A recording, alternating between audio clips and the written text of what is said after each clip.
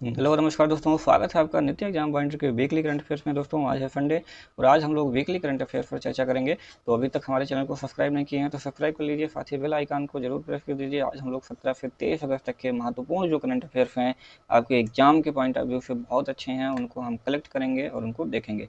इसका PDF download करना चाहते हैं तो डिस्क्रिप्शन में टेलीग्राम चैनल का लिंक दिया गया है, आप वहाँ से जाके डाउनलोड कर सकते हैं। ये डेली के हमारे जो क्लास का शेड्यूल है वो है। आप भी यदि क्लास लेना चाहते हैं तो यहाँ पे टाइम टेबल देख करके आप बिल्कुल उसी टाइम पे आ सकते हैं। चलिए पहला जो क्वेश्चन है हम लोग देखते हैं, निम्नलिखित में से किस राज्य के राजनीतिक समूह पूरे राज्य को छठी अनुसूची या अनुच्छेद 171 के दायरे में लाने की मांग कर रहे हैं? तो वो है दोस्तों अरुणाचल प्रदेश के राजनीतिक समूह। अरुणाचल प्रदेश के जो राजनीतिक समूह हैं इस पूरे राज्य को दोस्तों छठी अनुसूची में लाना चाहते हैं। छठी अनुसूची में अभी हम लोग जानते हैं कि पूर्वोत्तर राज्य के ही कुछ राज्य हैं जैसे कि असम, मेघालय, त्रिपुरा और मिजोरम, इसमें ये लोग लाने की मांग कर रहे हैं। इससे क्या होगा कि यहाँ की जो जनजातियाँ होती हैं उनके लिए एक विशेष प्रावधान कर दिया जाता है, पहली बात। और दूसरी बात, इसको पावर मिल जाती है यहाँ की विधानसभा को। भारत की संसद यदि ऐसे इन सबसे संबंधित कोई कानून बनाना चाहती है तो वहाँ की विधानसभा की अनुमति लेनी पड़ती है, ठीक है। तो इन्हीं सब चीज़ों के कारण जो है अरुणाचल प्रदेश में जो एक राजनीतिक समूह है वो पूरे राज्य को छठी अनुसूची या यूँ कहें 371 के दायरे में लाने की मांग कर रही है। अगला प्रश्न हम लोग देखेंगे, प्रश्न नंबर 2। हाल ही में किस देश ने मालदीव की आर्थिक सहायता के लिए 250 मिलियन अमेरिकी डॉलर और ग्रेटर माले कनेक्टिविटी प्रोजेक्ट के लिए 500 मिलियन अमेरिकी डॉलर के वित्तीय पैकेज की घोषणा की है? तो वो है दोस्तों भारत। भारत ने मालदीव की आर्थिक सहायता के लिए 250 मिलियन अमेरिकी डॉलर, ठीक है, और एक ग्रेटर माले कनेक्टिविटी प्रोजेक्ट चल रहा है उसके लिए 500 मिलियन अमेरिकी डॉलर के वित्तीय पैकेज की घोषणा की है दोस्तों, ठीक है। चलिए अगला प्रश्न जो है हमारा वो है, किस देश ने F-15 जेट की खरीद के लिए अमेरिका के साथ एक हस्ताक्षर पर समझौते किए हैं? तो वो है दोस्तों ताइवान। ताइवान ने F-15 जेट की खरीद के लिए अमेरिका के साथ एक समझौते पर हस्ताक्षर किया है दोस्तों, ठीक है। चलिए अगला प्रश्न जो है हमारा, केंद्रीय गृह मंत्रालय ने हाल ही में किस रेलवे स्टेशन का नाम बदलकर बनारस करने को मंजूरी प्रदान की है? तो वो है Manduadih railway station. Manduadih railway station का नाम दोस्तों अब बदल करके क्या कर दिया जाएगा, बनारस, यानी बनारस करने की मंजूरी दे दी है। इससे पहले ये उत्तर प्रदेश में दोस्तों, इससे पहले उत्तर प्रदेश में एक मुगल सराय रेलवे स्टेशन है, पंडित दीनदयाल उपाध्याय कर दिया गया है, ये भी आपको ध्यान में रखना है। तो ये दो नाम जो है बदले गए हैं, ठीक है। चलिए नेक्स्ट जो प्रश्न है, निम्नलिखित में से कौन सी सबसे तेज चार्ज होने वाली विद्युत वाहन है?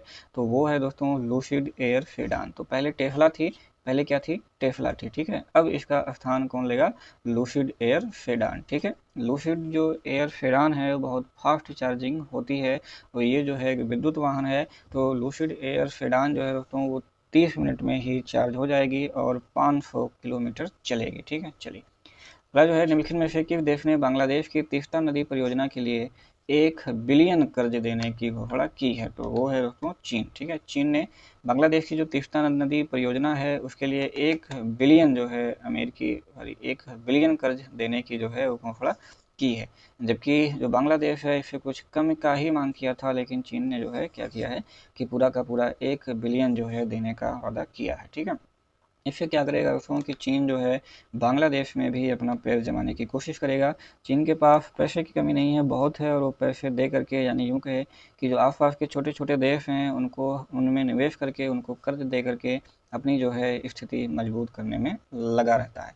अगला प्रश्न है कि सरकार ने इथेनॉल सम्मिश्रण कार्यक्रम के तहत वर्ष 2022 तक पेट्रोल में कितने प्रतिशत बायो इथेनॉल सम्मिश्रण का लक्ष्य रखा है?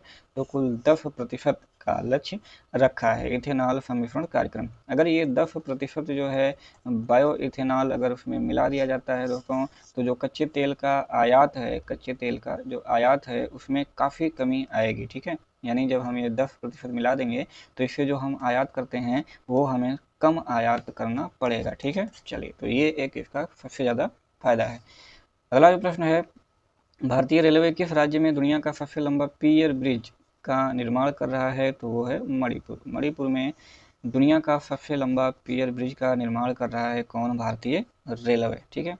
चलिए नेक्स्ट प्रश्न जो है, हाल ही में किस राज्य सरकार ने भरूच से भादभूत परियोजना के लिए अनुबंध प्रदान किया है? तो वो है गुजरात सरकार ने। गुजरात सरकार ने दोस्तों भरूच में भादभूत परियोजना के लिए अनुबंध जो है प्रदान कर दिया है। नेक्स्ट जो प्रश्न है, स्वच्छता सर्वेक्षण 2020 में राजधानियों की श्रेणी में निम्न में से किस राजधानी को पहला स्थान प्राप्त हुआ है? तो ये राजधानी वाला जो है सर्वेक्षण है दोस्तों। तो राजधानी में जो पहला स्थान प्राप्त हुआ है वो हुआ है दिल्ली को, ठीक है। शहर वाला जो रैंकिंग है वो अलग से आएगी और इसमें जो राजधानियाँ वाला है ये अलग है, तो राजधानी वाले में दिल्ली को प्राप्त हुआ है। नेक्स्ट प्रश्न देखेंगे, हाल ही में किस देश में सुनहरे खोल के साथ जन्मे एक कछुए की खोज हुई है? तो वो हुई है कहाँ? नेपाल में। नेपाल में सुनहरे खोल के साथ जन्मे एक कछुए की खोज हुई है। नेपाल में इस सुनहरे खोल वाले कछुए की दोस्तों एक अपना ही सांस्कृतिक महत्व है, इसकी लोग पूजा भी करते हैं। नेक्स्ट जो प्रश्न है, अरुण 3 जल विद्युत परियोजना के निर्माण में भारत निम्नलिखित में से किस देश की सहायता कर रहा है दोस्तों? तो अरुण 3 जो जल विद्युत परियोजना है वो कहाँ पे चलाया जा रहा है? नेपाल की है और इसमें जो है भारत जो है इसका साथ दे रहा है दोस्तों, ठीक है। भारत जो है इसका साथ दे रहा है, तो यह परियोजना कहाँ है? नेपाल में, ठीक है। चलिए, एक जल विद्युत परियोजना है अरुण 3 नेपाल की, जिसमें भारत जो है सहायता कर रहा है। नेक्स्ट प्रश्न देखेंगे, स्वच्छ सर्वेक्षण 2020 के अनुसार निम्नलिखित में से सबसे साफ शहर कौन सा है? तो वो है दोस्तों इंदौर। लगातार चौथी बार, ये आपको ध्यान में रखना है, लगातार चौथी बार दोस्तों इंदौर वो आया है पहले नंबर पर, ठीक है। इंदौर मध्य प्रदेश का एक शहर है इंदौर, ये लगातार चौथी बार स्वच्छता सर्वेक्षण में पहला स्थान हासिल किया है। नेक्स्ट प्रश्न है, भारतीय कप्तान विराट कोहली अंतर्राष्ट्रीय क्रिकेट परिषद ICC की नवीनतम रैंकिंग में बल्लेबाजी की सूची में किस स्थान पर बरकरार हैं? तो टेस्ट वाले में दोस्तों वो दूसरे नंबर पर बरकरार हैं, ठीक है, दूसरे नंबर पर बरकरार हैं, ठीक। चलिए, शास्त्रीय संगीत के किस प्रसिद्ध गायक का हाल ही में अमेरिका में 90 वर्ष की उम्र में निधन हो गया? तो वो हैं पंडित जसराज। 90 वर्ष की उम्र में दोस्तों पंडित जसराज का अमेरिका में निधन हो गया। तो ये आपको ध्यान में रखने हैं। जितने भी प्रश्न यहाँ हैं वीकली वो बहुत ही महत्वपूर्ण हैं और इसमें ज़्यादा व्याख्या हम नहीं कर रहे हैं क्योंकि व्याख्या हम डेली में कर चुके हैं, तो आप वहाँ पर जा करके आप लोग देख सकते हैं। ड्रीम 11 ने कितने करोड़ रुपए में IPL 2020 सीजन के लिए स्पॉन्सरशिप राइट्स खरीदे हैं दोस्तों? तो वो खरीदे हैं 222 करोड़ रुपए में, ठीक है। ड्रीम 11 अब क्या करेगा? IPL 2020 जो कि कहाँ पर होगा? UAE में होगा दोस्तों, ठीक है। उसकी स्पॉन्सरशिप खरीद ली है ड्रीम 11 ने। इससे पहले दोस्तों इसकी स्पॉन्सरशिप कौन कर रहा था? चाइनीज मोबाइल कंपनी है वीवो, ठीक है। तो अब खरीद लिया है ड्रीम 11 ने। हाल ही में किस देश के राष्ट्रपति इब्राहिम बाबुकर कीता ने अपने पद से इस्तीफा दे दिया है? तो है दोस्तों माली। माली के राष्ट्रपति हैं इब्राहिम बाबुकर कीता, उन्होंने इस्तीफा दे दिया है। अभी माली में हाल ही में बहुत सारी विद्रोही घटनाएं हुई थी और जो राष्ट्रपति हैं इन पर भ्रष्टाचार के जो है वो आरोप लगे थे, ठीक है। चलिए, नेक्स्ट प्रश्न है, सरदार पटेल राष्ट्रीय एकता पुरस्कार के लिए ऑनलाइन नामांकन प्रक्रिया को बढ़ाकर अब कब तक कर दिया गया है?